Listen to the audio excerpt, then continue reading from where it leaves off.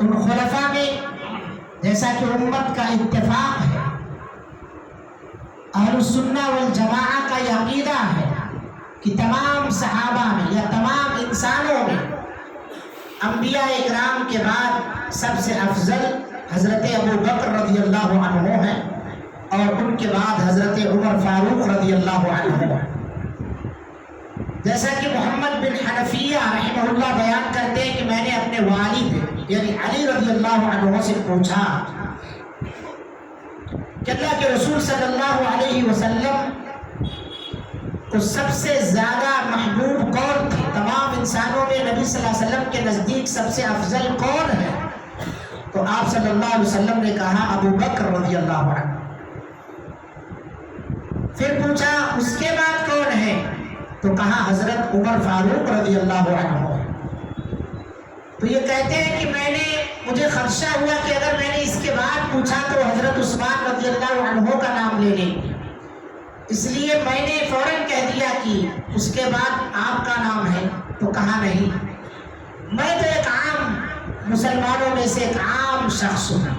یہ صحابہ کرام کی دریا دلی، تواضع اور خاکساری ہے، اور وہی اس بات کی دلیل بھی ہے کہ تمام انسانوں میں سب سے افضل اور معزز شخصیت انبیاء کرام کے بعد وہ حضرت ابو بکر صدیق کی ہے، اور ان کے بعد اگر کوئی ہے تو حضرت عمر فاروق رضی اللہ عنہ ہے۔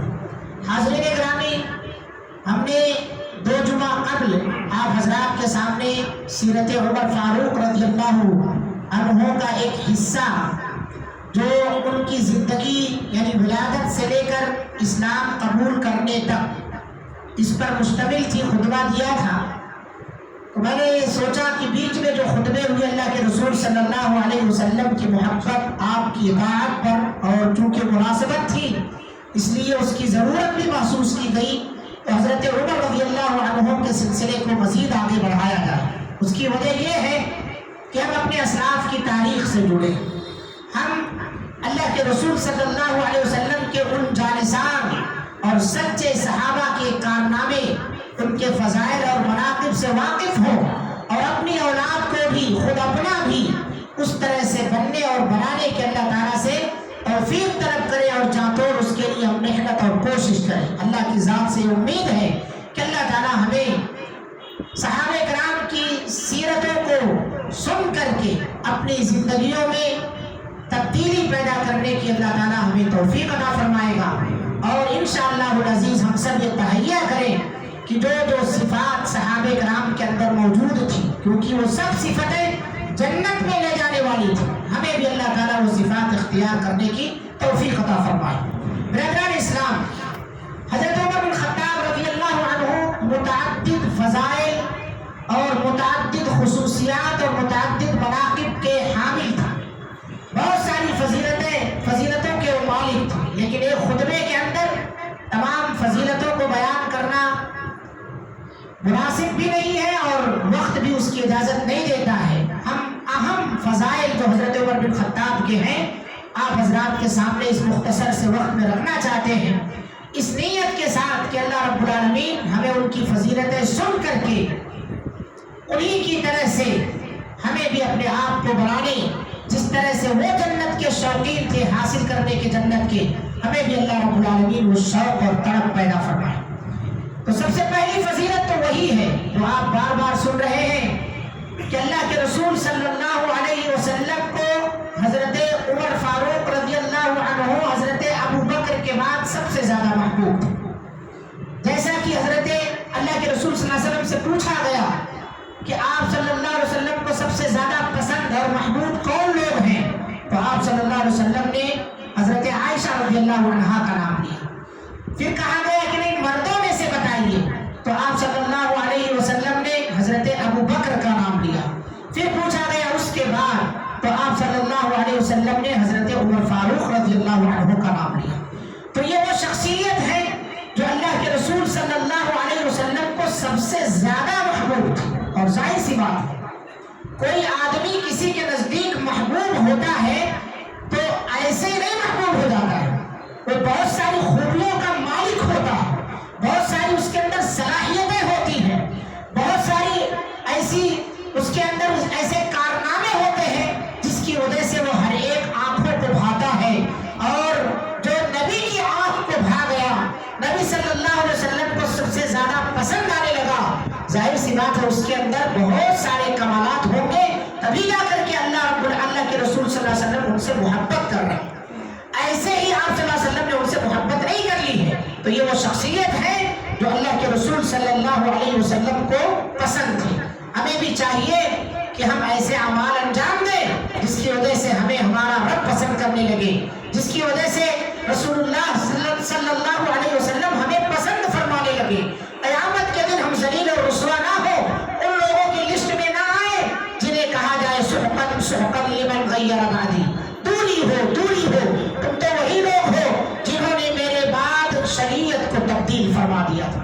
یہ عمر بن خطاب چھوٹی بڑی تمام سنتوں کے شہدائی، چھوٹی بڑی تمام سنتوں کے پابند تھے، عمل کرنے والے تھے، لہٰذا ہمیں بھی چاہیے کہ اللہ کے رسول صلی اللہ علیہ وسلم کی سنتوں کی پابندی کریں۔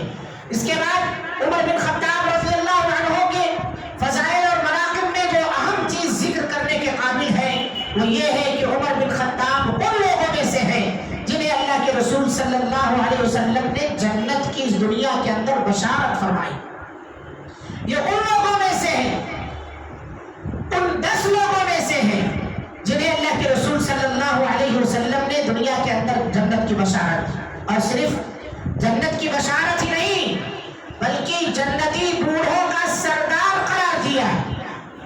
حضرت ابو موسیٰ اشعری رضی اللہ عنہ کی روایت ہے کہ اللہ کے رسول صلی اللہ علیہ وسلم کے ساتھ میں مدینہ کے کسی باغ میں بیٹھا ہوا تھا، اس باغ کے دروازے تھے اور کوئی شخص دروازے پر باغ کے اندر داخل ہونے کی اجازت طلب کیا۔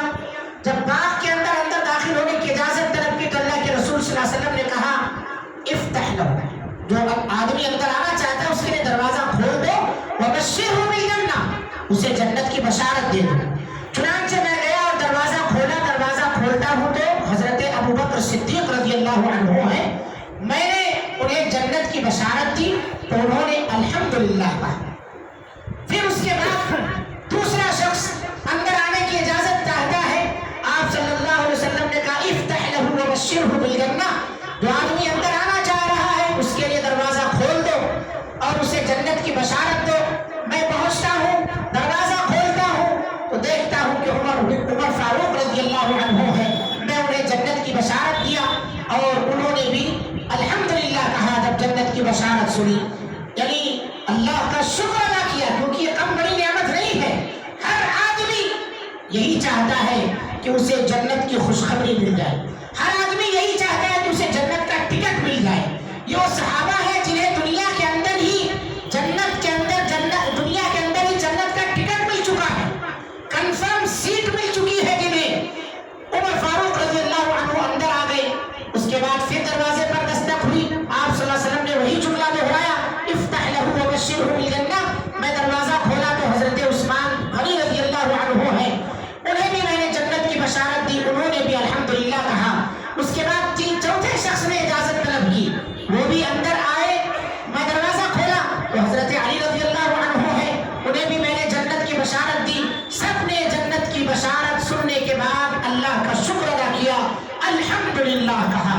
اس سے پتہ چلتا ہے کہ ہمیں جب بھی کوئی نوید، کوئی خوشخبری ملے، ہم امتحانوں میں پاس ہو، ہمارا کوئی کام اچھا ہو جائے تو ہمیں اپنے رب کا شکر بجا لانا چاہیے، الحمدللہ کہنا چاہیے، جیسا کہ ان صحابہ کرام کی تعلیمات سے ہمیں معلوم ہوتا ہے، ان کے جوابات سے ہمیں معلوم ہوتا ہے۔ تو سب نے الحمدللہ کہا۔ جب سب لوگ بیٹھ گئے تو اللہ کے رسول صلی اللہ علیہ وسلم نے حضرت ابوبکر اور حضرت عمر کی طرف دیکھا، دیکھ کر کے کیا کہا، ہذانی سیدا کہول من اہل الجنہ، یہ دونوں جو ہیں یعنی ابوبکر اور عمر، یہ دونوں جنت کے اندر جنتی بوڑھوں کے سردار ہوں گے، الا النبیین والمرسلین، سوائے نبیوں اور رسولوں کے، یعنی نبیوں اور رسولوں کے سردار نہیں ہوں گے۔ یہ سب امت کے اندر یا جتنے لوگ بھی وفات پائے ہیں، جنتی ہیں وہ، تو ان تمام بوڑھوں کے سردار ہوں گے۔ اب ایک سوال پیدا ہوتا ہے، آپ نے وہ حدیث سنی ہے کہ جنت کے اندر کوئی بوڑھا نہیں ہوگا، سب کی عمریں 30 سال 33 سال ہوگی، इसी दरमियान होंगे, सब जवान होंगे, तो फिर ये बूढ़ों के सरदार कैसे होंगे? तो इसका जवाब ये है कि ये बुढ़ापे यानी ये उम्र से मुराद दुनिया की उम्र है। दुनिया के अंदर जो बुढ़ापे की हालत में बने हैं उनके सरदार होंगे, जन्नत में कोई बूढ़ा नहीं होगा। और हजरत हसन और हुसैन दुनिया के अंदर जो जवानी में मरे हैं उनके शबाब वाली जन्नत, ये जो है जन्नत के जवानों के सरदार होंगे। और हजरत फातिमा रज़ी अल्लाह अन्हा जन्नती औरतों की सरदार होंगी। तो हजरत अबू बकर और उमर की तरफ अल्लाह के रसूल सल्लल्लाहु अलैहि वसल्लम ने देखा और बशारत सुना, सिर्फ जन्नत की नहीं बल्कि जन्नत के बूढ़ों के सरदार। जन्नत मिलना वैसे ही बहुत बड़ा एजाज है, और फिर जन्नत के अंदर सरदारी मिल जाना, ओहदा और मनसब मिल जाना, ये उससे बड़ा एजाज है। और इसी मौके पर आप सल्लल्लाहु अलैहि वसल्लम की हदीस भी याद आ रही है कि अल्लाह के रसूल सल्लल्लाहु अलैहि वसल्लम कहते हैं, जब मुझे जन्नत की सैर कराई गई तो मुझे एक महल दिखाया गया। उस महल को के अंदर मैं दाखिल होना चाहा तो पहले पूछा मैंने कि ये किसका महल है। मेरे दिल में ख्याल आया कि शायद ये मेरा हो, इसलिए मैंने पूछ लिया। पूछने के बाद बताया गया कि ये आपकी ही उम्मत के एक शख्स का घर है महल में। पूछा गया कौन है? कहा वो उमर बिन खत्ताब है। फिर अल्लाह के रसूल सल्लल्लाहु अलैहि वसल्लम ने अपना इरादा तर्क कर दिया। जमीन पर जब आए तो अल्लाह के रसूल सल्लल्लाहु अलैहि वसल्लम ने इसका तज़किरा जब हजरत उमर बिन खत्ताब से किया तो उसमें यह बताया कि मुझे गैरत, तुम्हारी गैरत की वजह से मैं उसके अंदर दाखिल नहीं हुआ, कि तुम गयूर आदमी हो, मैं उसके अंदर दाखिल नहीं हुआ। चुनांचे हजरत उमर बिन खत्ताब कहते हैं, अल्लाह के रसूल मैं आप पर गैरत करूं, आप पर मैं गैरत खाऊंगा। आप मेरी तरफ से बिल्कुल इजाजत थी कि आप दाखिल हो जाते, यानी आपको इजाजत की जरूरत ही नहीं थी कि बिना इजाजत आप कैसे दाखिल हुए, मैं आपसे पूछता भी नहीं। अल्लाह के रसूल सल्लल्लाहु अलैहि वसल्लम की ये सहाबी हजरत उमर फारूक रज़ी अल्लाह अन्हु, आज हमारे नौजवानों को देखिए, और नौजवान क्या बहुत सारे बूढ़े भी बेगैरती की हद किए हुए, ये गयूर आदमी थे उमर बिन खत्ताब रज़ी अल्लाह अन्हु। इतने गैरतमंद आदमी थे उमर बिन खत्ताब रज़ी अल्लाह अन्हु, इनके अंदर इतना तक़वा परहेजगारी था कि इनके फज़ाइल में एक चीज ये भी जोड़ी जाती है कि शैतान इनसे दूर भागता था, रास्ता छोड़ दिया करता था। हजरत साद बिन अबी वक्कास रज़ी अल्लाह अन्हु बयान करते हैं कि अल्लाह के रसूल सल्लल्लाहु अलैहि वसल्लम के पास चंद कुरैशी खवातीन मौजूद थी। कुरैशी खवातीन, चंद से मुराद बाद लोगों ने लिखा कि वो 5 थी, और कुरैशी थी। कौन थी वो कुरैशी? वो उम्महातुल मोमिनीन थी, नबी सल्लल्लाहु अलैहि वसल्लम की बीवियां थी। अल्लाह के रसूल सल्लल्लाहु अलैहि वसल्लम के पास बैठी अपने नाम नफका में ज्यादती का मुतालबा कर रही थी। आप सल्लल्लाहु अलैहि वसल्लम से ऊंची आवाज में गुफ्तगू कर रही थी। इतने में एक आदमी ने अंदर आने की इजाजत तलब की। आवाज से सब पहचान गई जो इजाजत तलब करने वाले हैं वो कोई और नहीं, उमर फारूक रज़ी अल्लाह अन्हु है। सब लोग अपनी हालत तब्दील करने लगी और अपने आप को पर्दे में करने लगी, और जल्दी जल्दी इधर उधर मुंतशिर होना चाहिए। इतने में इजाजत दी गई और उमर फारूक रज़ी अल्लाह अन्हु अंदर दाखिल हो जाते। जब अंदर दाखिल होते तो अल्लाह के रसूल सल्लल्लाहु अलैहि वसल्लम को हंसता हुआ पाते। तो उमर फारूक रज़ी अल्लाह अन्हु ने हंसने की वजह दरियाफ्त की, और सबसे पहले तो आपको दुआ दी, अल्हक़ या रसूल अल्लाह, अल्हक़ल्लाहु सिद्दक़, ऐ अल्लाह के रसूल सल्लल्लाहु अलैहि वसल्लम, अल्लाह ताला आपको खुश रखे, यानी ये खुशी हमेशा आप सल्लल्लाहु अलैहि वसल्लम को मैसर हो, आपके दांतों को इसी तरह से अल्लाह रब्बुल आलमीन हंसाता रहे, यानी आप हमेशा खुश रहें, इसका मतलब ये होता। फिर हजरत उमर फारूक रज़ी अल्लाह अन्हु ने पूछा इसकी वजह क्या है? तो अल्लाह के रसूल सल्लल्लाहु अलैहि वसल्लम ने बताया कि मैं हैरान हूँ कि चंद लम्हे पहले मेरे पास ये बड़ी दिलेरी के साथ बैठ करके मुझसे बुलंद आवाज में गुफ्तगू कर रही थी, नामो नफका का मुतालबा कर रही थी, लेकिन तुम्हारी आवाज सुनते ही सब सिटपिटा गए और सब पर्दा करने लगी। उन्हें डरना मुझसे चाहिए था, लेकिन मुझसे ज्यादा वो तुमसे डर रही है। उमर बिन खत्ताब रज़ी अल्लाह अन्हु ने कहा, ऐ अपनी जानों की दुश्मनों, ऐ अपनी जानों की दुश्मनों, तुम मुझसे डरती हो, हालांकि तुम्हें तो अल्लाह के रसूल सल्लल्लाहु अलैहि वसल्लम से डरना चाहिए था। तो उन खवातीन ने, जो कुरैशी खवातीन बैठी थी, उन्होंने कहा कि असल में आप जरा संग दिल और धुंध मिजाज हैं, آپ کے مزاج میں سختی ہے، اس وجہ سے ہم سب سے پٹا گئی، اپنی حالت تبدیل کرنے لگی۔ پتہ چلا کہ اللہ کے رسول صلی اللہ علیہ وسلم رحم دل، نرم دل تھے۔ اب اس کا یہ مطلب نہیں کہ عمر بن خطاب نعوذ باللہ جابر اور ظالم تھے، نہیں، اصول کے پابند تھے۔ اللہ کے رسول صلی اللہ علیہ وسلم ان سے زیادہ اصول کے پابند تھے۔ اس کی وجہ آپ کا خود بیان ہے، واللہ انی لاخشاکم واتقاکم للہ، اللہ کی قسم میں تم میں سب سے زیادہ اللہ سے ڈرنے والا ہوں، میں سب سے زیادہ اللہ کا خوف اور خشیت رکھنے والا ہوں۔ ایسا نہیں ہے کہ حضرت عمر بن خطاب اللہ تعالیٰ کے رسول صلی اللہ علیہ وسلم سے زیادہ ڈرنے والے تھے اللہ تعالیٰ سے، نہیں، لیکن مزاج کی بات ہے۔ تو حضرت عمر بن خطاب رضی اللہ عنہ نے جب یہ بات کہی، اس کے بعد اللہ کے رسول صلی اللہ علیہ وسلم نے عمر بن خطاب کو مخاطب کرتے ہوئے کہا، اے عمر بن خطاب، والذی نفسی بیدہ، اس ذات کی قسم جس کے ہاتھ میں میری جان ہے، تمہیں شیطان جب جس راستے پر آتا ہوا دیکھ لیتا ہے تو وہ بھی پتلے راستے تلاشتا ہے بھاگنے کے لیے، کس راستے سے عمر آ رہے ہیں۔ تو عمر رضی اللہ عنہ سے ان کے ایمان میں مضبوطی کی بنا پر، ہمارے یہاں کیا ہے، چوریاں ہیں، بیماریاں ہیں، ایک دوسرے کو ٹوپیاں پہنانا ہے، ایک دوسرے کو الو بنانا ہے، اپنے آپ کو بے ہوشیار سمجھنا ہے، یہ سب چیزیں جو ہے یعنی گول مال حضرت عمر فاروق رضی اللہ عنہ کی زندگی میں نہیں تھا۔ جو بولتے، دو ٹوک بولتے، بے دھڑک بولتے، صاف اور سچ بات کہا کرتے تھے عمر فاروق رضی اللہ عنہ۔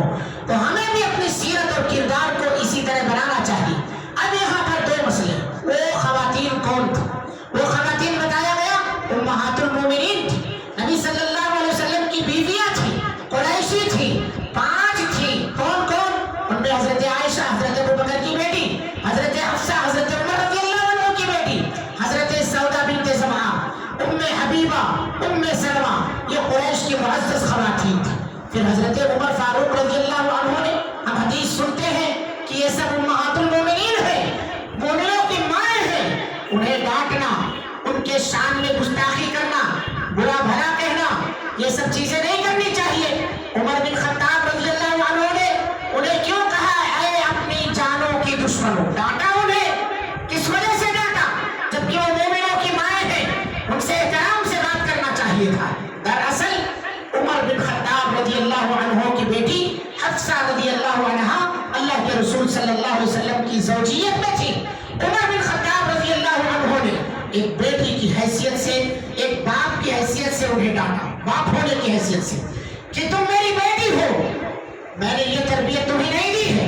اور چونکہ اللہ کے رسول صلی اللہ علیہ وسلم کے وہ سسر بھی تھے، سسر ہونے کے ناطے تمام بیویوں کے وہ باپ ہوئے، اس وجہ سے انہوں نے ڈانٹ لگائی۔ حضرت حفصہ بھی اس میں موجود تھی، سب کو نصیحت کی کہ اس طرح سے تمہیں اللہ کے رسول صلی اللہ علیہ وسلم سے گفتگو نہیں کرنی چاہیے تھی، کہ بے دھڑک یعنی بلند آواز میں گفتگو کرو، نام و نفقہ کا ان سے مطالبہ کرو، یہ چیزیں نبی کی بیویوں کو زیب نہیں دیتا۔ تمہیں تو مجھ سے زیادہ نبی کا احترام کرنا چاہیے تھا۔ آج ہمارے معاشرے میں بھی ایسے بہت سارے لوگ اپنے ماں باپ کا زیادہ احترام نہیں کرتے، دوست کے امی ابو کا بہت زیادہ احترام کرتے، اپنے ماں باپ سے اتنی نرمی سے پیش نہیں آتے، دوستوں کے ماں باپ سے بہت نرمی سے پیش آتے ہیں۔ تو یہ ادب ہے اس کے اندر، یہ نصیحت ہے ہمارے لیے کہ ہم اپنے سے بڑوں کی عزت کریں، خاص طور سے ان بڑوں کی جن سے ہمارا کچھ رشتہ رکھتا ہو۔ جیسے ہمارے شوہر ہیں تو ان اپنے بیویوں کو چاہیے کہ اپنے شوہروں کا دوسروں کے شوہروں سے زیادہ احترام کریں۔ ہمارے والدین ہیں تو ہم اپنے والدین کا دوسروں کے والدین سے زیادہ احترام کریں۔ ہمارے دادا ہیں، نانا ہیں، دوسروں کے دادا، نانا، چاچا، تایا سے زیادہ اپنے دادا، نانا، چاچا، تایا کا احترام کریں۔ اور اسی طرح سے ہمارے درمیان جو عالم دین موجود ہو، تمام عالم دین کی قدر کریں، لیکن اپنے درمیان جو عالم دین موجود ہے، اپنے درمیان جو اپنا سگا لگا ہے، اس کا زیادہ احترام کریں بنسبت دوسروں کے۔ احترام سب کا مطلوب ہے، لیکن اللہ کے رسول صلی اللہ علیہ وسلم کا احترام حضرت عمر فاروق رضی اللہ عنہ سے زیادہ ہونا چاہیے تھا۔ نبی صلی اللہ علیہ وسلم سے بیویاں، اب نبی صلی اللہ علیہ وسلم کی بیویاں بلند آواز سے گفتگو کرے، حضرت عمر فاروق رضی اللہ عنہ کو یہ برداشت نہیں تھا۔ اور اسی میں ایک بات یہ آ جاتی ہے کہ اللہ کے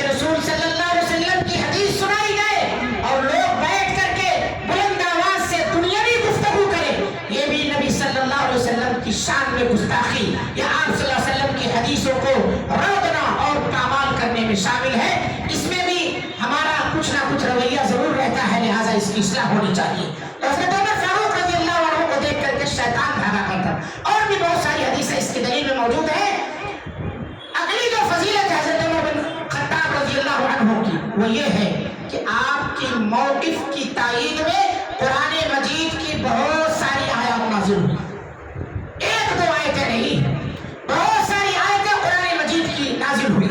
خود اللہ کے رسول صلی اللہ علیہ وسلم کا بیان ہے، آپ صلی اللہ علیہ وسلم نے فرمایا ان اللہ جعل الحق علی لسان عمر وقلبہ، اللہ رب العالمین نے حق بات کو عمر فاروق رضی اللہ عنہ کے دماغ میں اور ان کی زبان میں حق اور درست بات کو مقرر فرما دیا، نازل فرما دیا اللہ تعالیٰ نے۔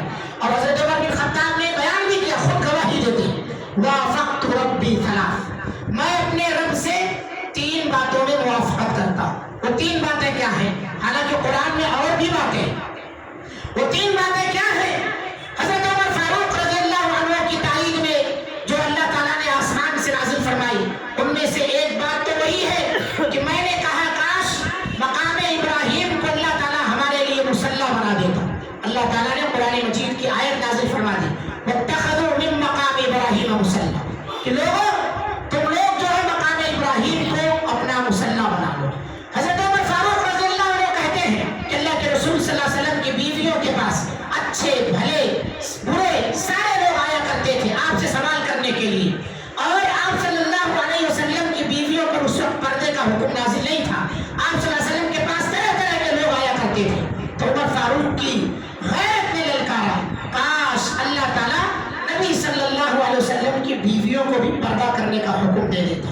اللہ تعالیٰ نے آسمان سے آیت نازل فرما دی وَإِذَا سَأَلْتُمُوهُنَّ مَتَاعًا فَاسْأَلُوهُنَّ مِن وَرَاءِ حِجَابٍ، جب نبی کی بیویوں سے کوئی ساز و سامان مانگو، مطالبہ کرو، کچھ ان سے پوچھ گچھ کرو، تو ظاہر سی بات ہے پردے میں رہ کر کے ان سے سوالات کیے جائیں۔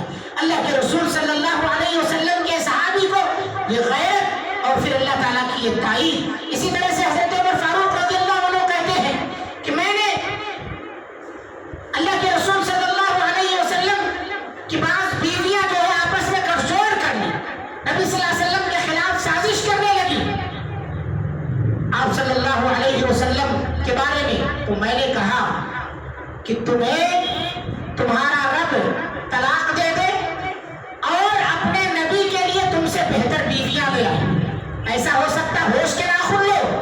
چنانچہ حضرت عمر فاروق کہتے ہیں کہ بالکل انہی الفاظ میں اللہ تعالیٰ نے قرآن مجید کی آیت نازل فرما دی عسیٰ ربہ ان طلقکن ان یبدلہ ازواجا خیرا منکن مسلمات مؤمنات قانتات تائبات عابدات سائحات طیبات وابکارات۔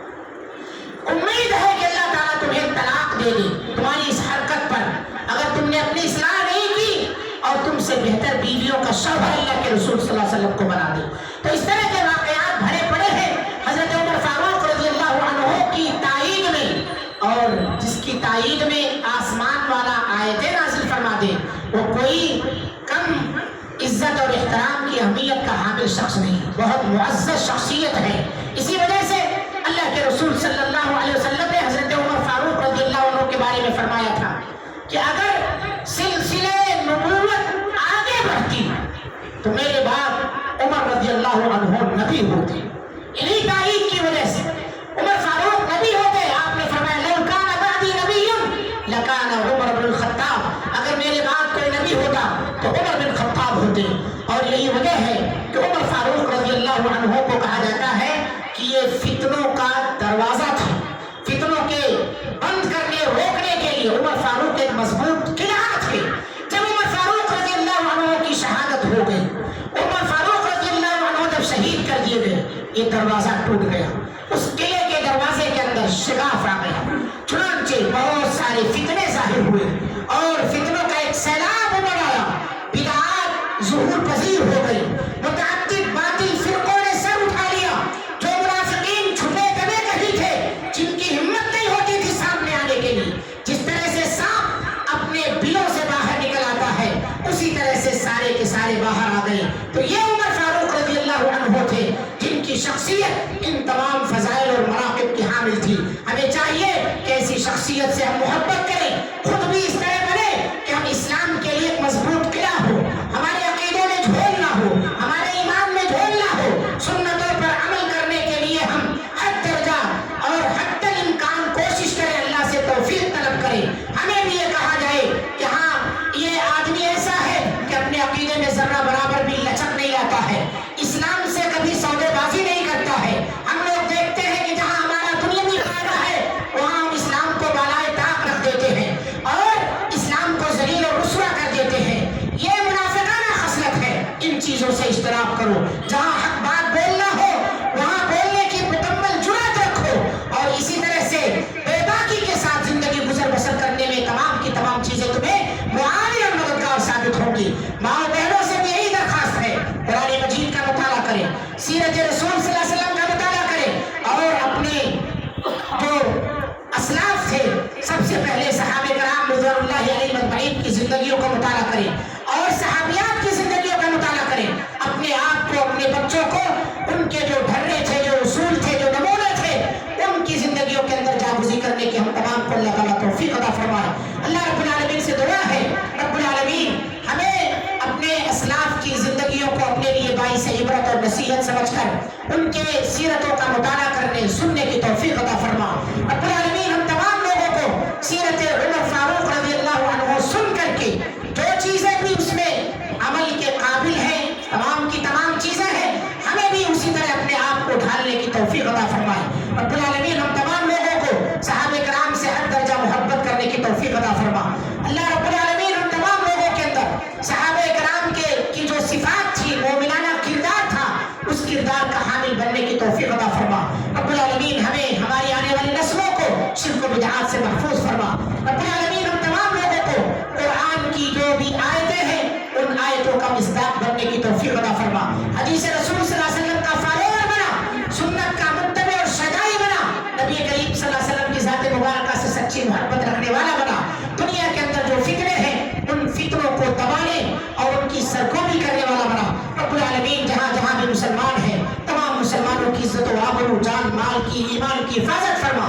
اللہم اعز الاسلام والمسلمین واذل الشرک والمشرکین ودمر جمیع اعداء الدین۔ اللہم انصر من نصر دین محمد صلی اللہ علیہ وسلم واجعلنا منهم، واخذل من خذل دین محمد صلی اللہ علیہ وسلم ولا تجعلنا منهم، آمین۔ ربنا تقبل منا انك انت السميع العليم وتب علينا انك انت التواب الرحيم۔ اقول قولي هذا واستغفر الله لي ولكم ولسائر المسلمين فاستغفروه انه هو الغفور الرحيم۔